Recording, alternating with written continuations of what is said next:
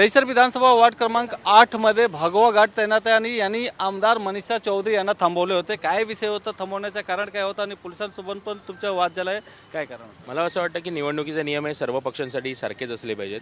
बघायला गेलं तर 100 मीटरच्या बाहेर आतमध्ये कोणालाच एंट्री नाही आहे, त्याप्रमाणे 100 मीटरच्या बाहेर राहून आम्ही आमच्या पोलिंग बूथवरती आधीच एवढा मतदानांचा गोंधळ झालेला आहे। लोकांचे वोटिंग लिस्टमधून नावं गायब आहेतच, प्लस वोटिंगच्या जे मतदान केंद्र आहेत ती मतदान केंद्र पण यावेळेला दुसरी आलेली आहेत। या सगळ्या गफल्यामध्ये असताना आम्हाला फोन आला की मनीषाताई चौधरी आतमध्ये बूथमध्ये आहेत, म्हणून आम्ही तिकडे गेलो। बघायला गेल्यानंतर ताई आतमध्ये होत्या। हा नियमच मला कळला नाही की हा नियम त्यांच्यासाठी वेगळा आमच्यासाठी वेगळा असं का। यासाठी आम्ही पण पोलिसांना विनंती केली। आमचा पोलिसांशी कुठलाही वाद झालेला नव्हता, आमचा पोलिसांशी काहीही वाद नाही आहे। पोलिसांना आम्हाला नेहमी सहकार्य असतं, फक्त आमचं म्हणणं एवढंच होतं की नियम हा सगळ्यांसारखी सारखा असला पाहिजे।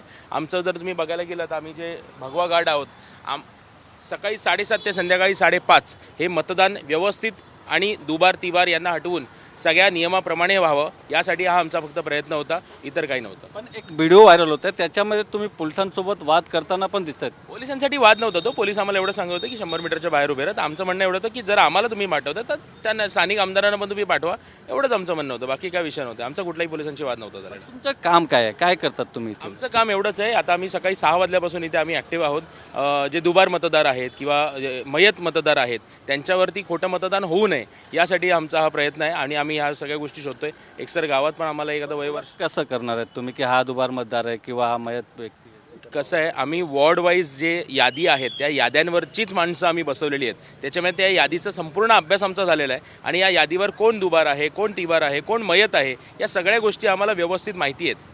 त्यामुळे एखादा जर मतदान तसा आला, सपोज आता किरण नकाशे आहे, किरण नकाशे इकडे जर मयत असेल आणि किरण नकाशाच्या नावावर जर इतर कोणी मतदान करायला आला किंवा जर दुबार मतदार असेल तर दुबार मतदार जर आला तर त्याला घेऊन फटकवणं हे आमचं काम आहे। संध्याकाळी 5:30 पर्यंत एक तरी नारळ फुटणार, एवढं नक्की।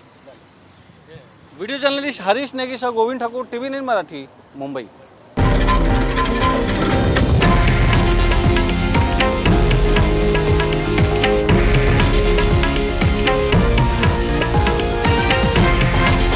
हे आहे देशातील नंबर 1 न्यूज नेटवर्क आणि आपण पाहत आहात TV 9 मराठी, एकमेव।